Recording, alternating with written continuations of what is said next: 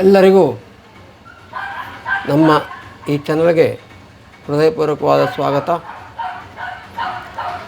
ವೀಕ್ಷಕರೇ, ಚಿಕ್ಕಸಿಂದಗಿ ಶ್ರೀ ವೀರೇಶ್ವರ ಶರಣರು ಮಹಾಜ್ಞಾನಿಗಳು. ಅವರ ಒಂದು ಕಥೆಯನ್ನು ಈಗಾಗಲೇ ಹೇಳಿದ್ದೇವೆ. ತುಂಬ ಒಂದು 8 ಭಾಗಗಳಲ್ಲಿ ಅವರ ಜೀವನ ಚರಿತ್ರೆ ಹೇಳಿದ್ವಿ. ಈಗ ನಾನು ಅವರ ಒಂದು ಪವಾಡ ಹೇಳುತ್ತೇನೆ. ಅವರ ಜ್ಞಾನ, ಅವರ ದೈವಿಕ ಶಕ್ತಿ ಎಷ್ಟಿತ್ತು ಅಂದರೆ, ವೀಕ್ಷಕರೇ, ಒಂದು ದಿವಸ ಏನಾಯಿತು ಅಂದರೆ, ಆ ಚಿಕ್ಕಸಿಂದಗಿ ವೀರೇಶ್ವರ ಶರಣರ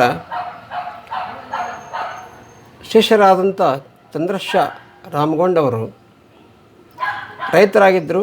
ಅವರು ಹೊಲದಲ್ಲಿ ಜೋಡಿ ಎತ್ತುಗಳನ್ನು ಬಳಸ್ಕೊಂಡು ಒಕ್ಕಲ್ತನ ಮಾಡ್ಕೊಂಡಿದ್ದರು. ಅವರು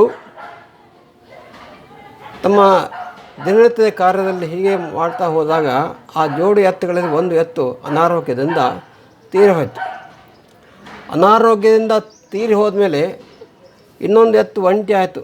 ಇವರ ಒಕ್ಕಲತನಕ್ಕೆ, ಇವರ ಹೊಲದ ಕೆಲಸಕ್ಕೆ ಭಾಳ ಅಡಚಣೆ ಆಯಿತು. ಇನ್ನೇನು ಇನ್ನೊಂದು ಎತ್ತು ಕೊಂಡ್ಕೋಬೇಕು. ಅದು ಕೊಂಡ್ಕೊಂಡ್ರೂ ಕೂಡ ಈಗೇನು ಒಂದು ಎತ್ತು ಉಳಿದಿಲ್ಲ. ಅದಕ್ಕೆ ಸರಿ ಜೋಡಿ ಇರಬೇಕು. ಅದರಷ್ಟೇ ಎತ್ತರ, ಅದರಷ್ಟೇ ಉದ್ದ, ಎತ್ತರ ಜೋಡಿ ಆಗಿರಬೇಕು, ಪರ್ಫೆಕ್ಟ್ ಆಗಿರಬೇಕು. ಅದಕ್ಕಂತಿಕೊಂಡು ಚಂದ್ರಶ ಅವರು ಏನು ಮಾಡ್ತಾರೆ ಅಂದರೆ, ಓತ್ಯಾಳಕ್ಕೆ ಹೋಗ್ತಾರೆ. ಒಂದು ಸುದ್ದಿ ಬರ್ತಾರೆ, ಅಲ್ಲೊಬ್ಬರು ರೈತರೊಬ್ಬರು ಒಂದು ಎತ್ತು ಮಾಡ್ತಾರೆ ಅನ್ನೋ ಒಂದು ಸುದ್ದಿ ಬಂದು ಅಲ್ಲಿಗೆ ಹೋಗ್ತಾರೆ. ಅಲ್ಲಿ ಒಬ್ಬ ರೈತನ ಮನೆಗೆ ಹೋದಾಗ ಆ ರೈತನ ಮನೆಯಲ್ಲಿ ಹುಟ್ಟಿ ಬೆಳೆದಂಥ ಒಂದು ಕಂದು ಬಣ್ಣದ ಎತ್ತು, ನೇರವಾದ ಕೋಡು ಕಂದು ಬಣ್ಣದ ಎತ್ತು ಅವ್ರ ಮನೆ ಇರುತ್ತೆ. ಅವರು ಮಾರಾಟಕ್ಕೆ ಇಟ್ಟಿರ್ತಾರೆ. ಹಾಗೆ ಇವ್ರು ಚಂದ್ರಶನವ್ರು ಹೋದಾಗ ಏನಾಗುತ್ತಂದರೆ, ಅವರು ಇಷ್ಟಪಡ್ತಾರೆ, ನೋಡ್ತಾರೆ, ಇವರು ಇಷ್ಟಪಡ್ತಾರೆ. ಅದಕ್ಕೆ ಅವನು ರೈತ ಹೇಳ್ತಾನೆ, ಓತಾಳೆ ರೈತ, ಇದಕ್ಕೆ 20 ರೂಪಾಯಿ ಹೇಳ್ತಾನೆ. 20 ರೂಪಾಯಿಗೆ ಇವರು ಒಪ್ಕೋತಾರೆ. ಅದರಲ್ಲಿ 5 ರೂಪಾಯಿ ಏನು ಮಾಡ್ತಾರೆ, ಇಸಾರು ಕೊಡ್ತಾರೆ, ಅಡ್ವಾನ್ಸ್ ಕೊಟ್ಟು ಬರ್ತಾರೆ. ಕೊಟ್ಟು ಬಂದು ಇದು ತನ್ನ ಸರಿಯಾದ ಜೋಡಿ ಅಂತಿಕೊಂಡು, ತನ್ನ ಇನ್ನೊಂದು ಜೋಡಿಗೆ ಸರಿಯಾದ ಜೋಡಿ ಅಂತಿಕೊಂಡು ಖುಷಿಯಿಂದ ಬರ್ತಾರೆ. ಇನ್ನೇನು ಬಂದು ಶ್ರೀ ವೀರೇಶ್ವರ ಮಠಕ್ಕೆ ಬರ್ತಾರೆ, ಶರಣರ ಮಠಕ್ಕೆ ಬರ್ತಾರೆ. ಯಾವ ಶುಭ ದಿನದಂದು ಇದನ್ನು ಇನ್ನೊಂದು ಈ ಕೊಂಡುಕೊಳ್ಳುವಂಥ ಎತ್ತನ್ನು ತರಬೇಕು, ಒಂದು ಕೇಳಬೇಕು, ಒಂದು ಶುಭ ಮುಹೂರ್ತ ಕೇಳಬೇಕು ಅಂತಿಕೊಂಡು ಚಂದ್ರಶನವರು ವೀರೇಶ್ವರ ಶರಣರಿಗೆ ಕೇಳ್ತಾರೆ. ಶರಣರು ಏನು ಹೇಳ್ತಾರಂದರೆ, ನೋಡಪ್ಪ, ಎಲ್ಲಿ ಹೋಗಿದ್ದೇವೆ, ಏನೋ ಭಾಳ ಸ್ಮೆಲ್ ಬಂದಿದೆಯಾ, ಆಯಿತು ತೊಗೊಂಡು ಬಾ. ಆದರೆ ನೀ ತರುವಂಥ ಎತ್ತಿದೆಯಲ್ಲ, ಅದು ಕಂದು ಬಣ್ಣದ್ದಲ್ಲ ಮತ್ತು ನೇರವಾದ ಕೋಡಲ್ಲ. ಎಂಥ ಎತ್ತು ಮನೆಗೆ ಬರ್ತದಂದರೆ, ನೀನು ತರುವಂಥ ಎತ್ತು ಬಿಳಿ ಬಣ್ಣದ್ದಾಗಿರುತ್ತೆ ಮತ್ತು ವಕ್ರ ಕೋಡಿಂದಾಗಿರುತ್ತೆ ಅಂತ.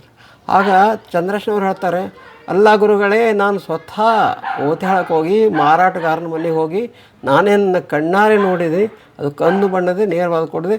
ಅದು ನೀವು ಹೇಳ್ತಾ ಇರೋದು ಬಿಳಿ ಎತ್ತಿದೆ, ವಕ್ರವಾದ ಕೊಡು, ಇದು ಹೆಂಗೆ ಸಾಧ್ಯದ?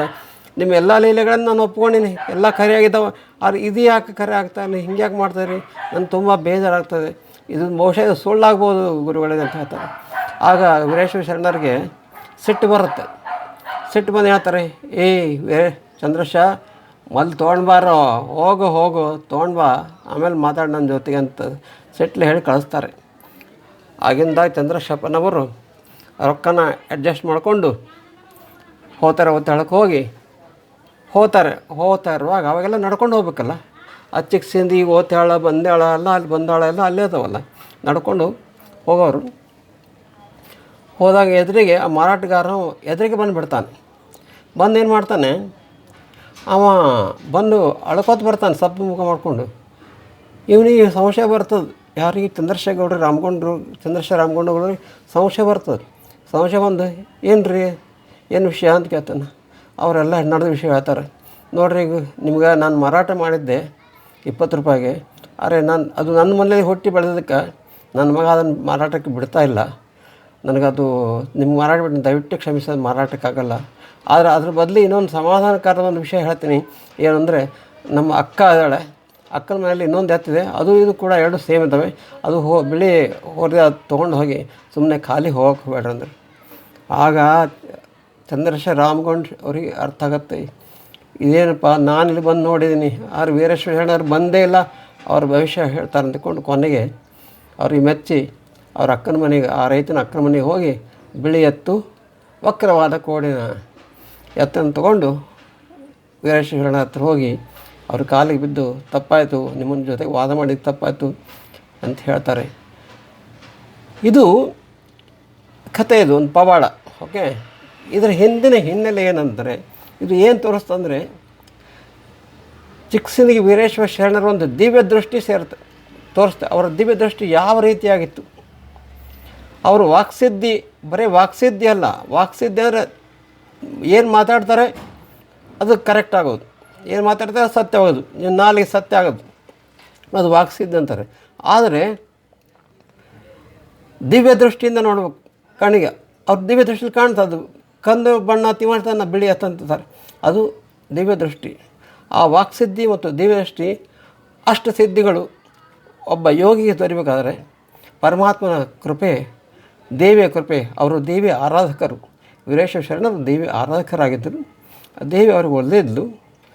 ಹೀಗಾಗಿ ಅವರ ಶರೀರದ ಕಣಕಣದಲ್ಲಿ ಕೂಡ ದೇವಿ ತುಂಬಿಕೊಂಡಿದ್ದು. ದೇವಿ ಪ್ರಸಾದದಿಂದ ಅವರು ಜನಸೇವೆ ಮಾಡೋದಕ್ಕೋಸ್ಕರ ತಮ್ಮನ್ನು ಈ ರೀತಿ ಜನರನ್ನು ಸಮಾಧಾನ, ಕಷ್ಟದಲ್ಲಿರುವವರಿಗೆ ಸಮಾಧಾನಕ್ಕೋಸ್ಕರ ಇದನ್ನೆಲ್ಲ ಮಾಡ್ಕೊಂಡು ಹೋಗ್ತಾರೆ ಜೀವನದ್ದಕ್ಕೂ.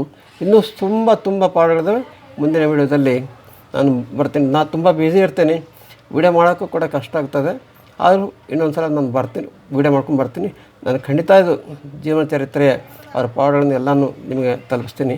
ದಯವಿಟ್ಟು ನಮ್ಮ ಈ ಚಾನಲ್ಗೆ ಸಬ್ಸ್ಕ್ರೈಬ್ ಮಾಡಿ, ನಿಮ್ಮ ಸ್ನೇಹಿತರ ಜೊತೆಗೆ ಹಂಚಿಕೊಳ್ಳಿ ಮತ್ತು ಈ ಪುಸ್ತಕಗಳನ್ನು ಕೊಂಡುಕೊಳ್ಳಿ. ಚಂದ್ರಕಾಂತ್ ಬಿರಾದವರು ಈ ಪುಸ್ತಕ ಬರ್ತಾರೆ, ಆ ಪುಸ್ತಕಗಳನ್ನು ಪ್ರಚಾರ ಮಾಡಿ ಮತ್ತು ಕೊಂಡುಕೊಳ್ಳಿ ಅಂಥೇಳಿ ನನ್ನ ಇವತ್ತಿನ ಶುಭ ದಿನದ ಒಳ್ಳೆಯ ಮಾತುಗಳನ್ನು ಮುಗಿಸ್ತೇನೆ. ಧನ್ಯವಾದಗಳು.